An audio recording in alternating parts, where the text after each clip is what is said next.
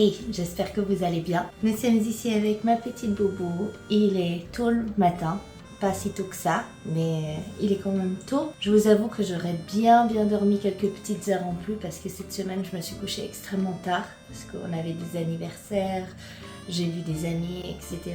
Donc les nuits étaient courtes. Je suis contente d'attaquer ma journée. Pour une fois, nous avons du soleil, vu que ça tienne, parce que franchement, ça fait 3 semaines qu'il pleut.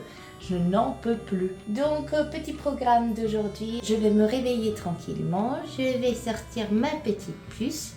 Et puis, je vais travailler un petit peu sur les textes de la pièce et je vais aller à la piscine. Parce que oui, j'ai commencé tous mes cours à la piscine et je dois dire que j'adore ça. Donc voilà, je vais vous amener avec moi.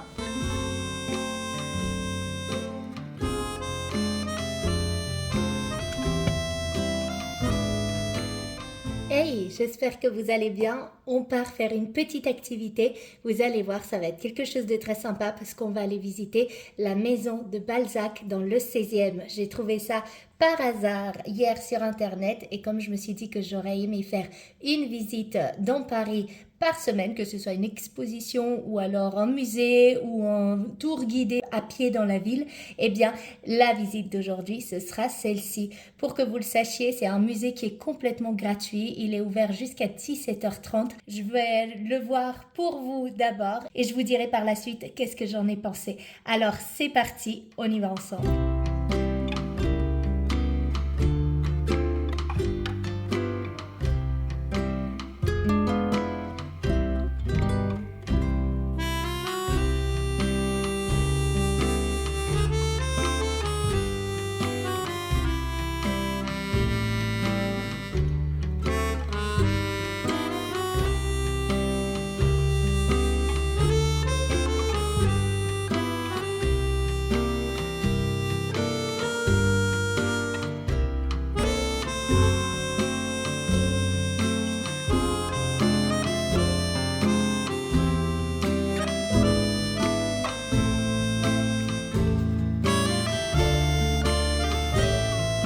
Me voici ce soir bien triste. Le vent d'Est souffle, je n'ai aucune force. Je n'ai pas encore retrouvé la puissance du travail.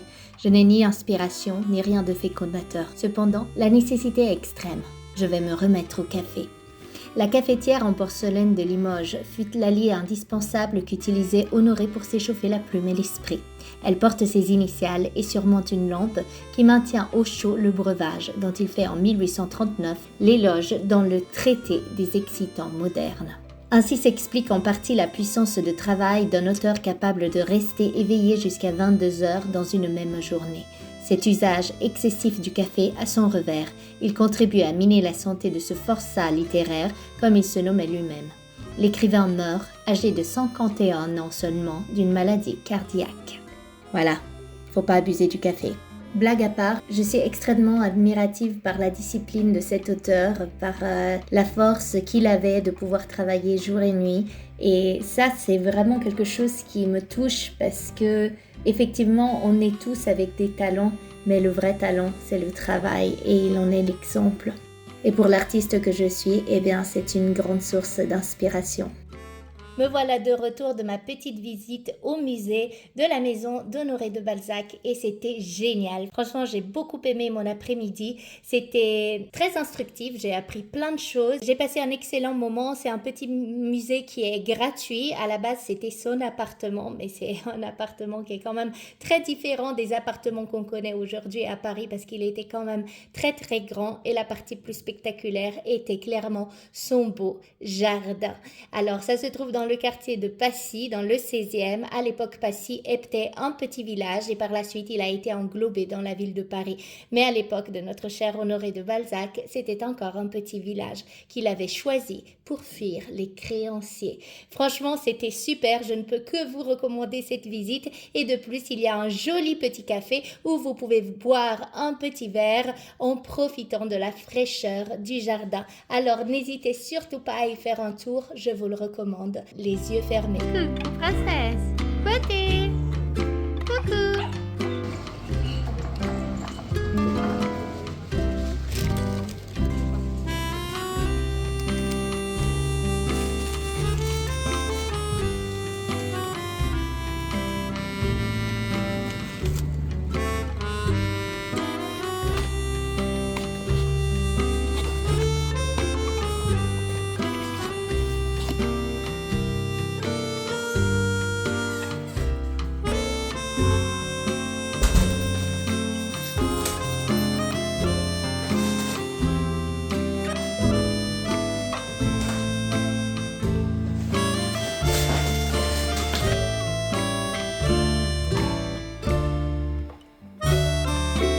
Voilà un petit retour de course assez simple. Une petite salade, des oignons rouges, de l'ail, un fenouil. J'adore le fenouil et en plus je vais garder en fait tout le verre pour le bouillon que je vais faire ce week-end. J'ai acheté une petite plante de menthe et un basilic qu'on va tout de suite planter. Des cœurs de palmier, je ne peux pas vivre sans cœurs de palmier dans mes placards. Des petites ravioles qu'on mettra dans le bouillon fait maison. Je vous montrerai la recette dans le vlog de la semaine prochaine. Ici, j'ai voulu tester ce Madame Loïc. Normalement, je prends toujours le classique et là, j'ai vu que c'était vache et chèvre. On va voir si c'est bon, mais je vois pas pourquoi ça ne devrait pas l'être. J'ai pris une petite burrata pour une recette, une pâte brisée, les deux choses iront ensemble. J'ai pris des rillettes du Mans, un pain, oh là là, il s'est déchiré, heureusement j'ai réussi à le transporter jusqu'à la maison. Ça me sert pour la recette de ce soir que je vais vous montrer tout de suite après. Des petites boulettes saveur provençale, du jambon cru d'Italie et de la bresaola, de la roquette et des œufs. Ah, et j'allais oublier, si vous aimez les madeleines, celles-ci sont une tuerie. Moi, je ne suis pas fan de madeleines, mais celles-ci, elles sont vraiment trop bonnes. De toute façon, tout ce qui est à la pistache, pour moi, c'est délicieux.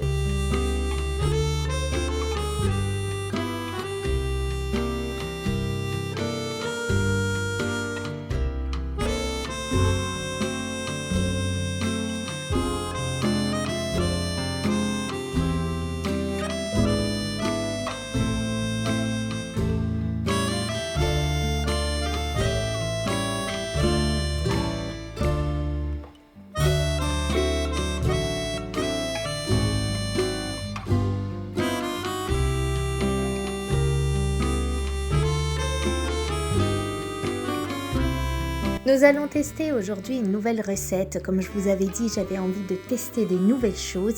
Et du coup, voici une recette trouvée sur Instagram, que ce sont des rouleaux de courgettes. Alors moi, je les ai fait en toast et pas vraiment en rouleau, un peu comme un sandwich. Mais du coup, très sympa. On coupe des courgettes en lamelles, on vient mettre un petit peu d'huile d'olive par-dessus, sel, poivre et ensuite on met un petit mélange de fromage. Moi j'ai mis le mélange à pizza avec un petit peu de parmesan. On met au four à 180 pendant 20-25 minutes. Ensuite j'ai mis à l'intérieur du Madame Loïc de chèvre, plus des petites tomates, de la bresaola et dans le mien j'ai mis de la roquette et c'était vraiment délicieux.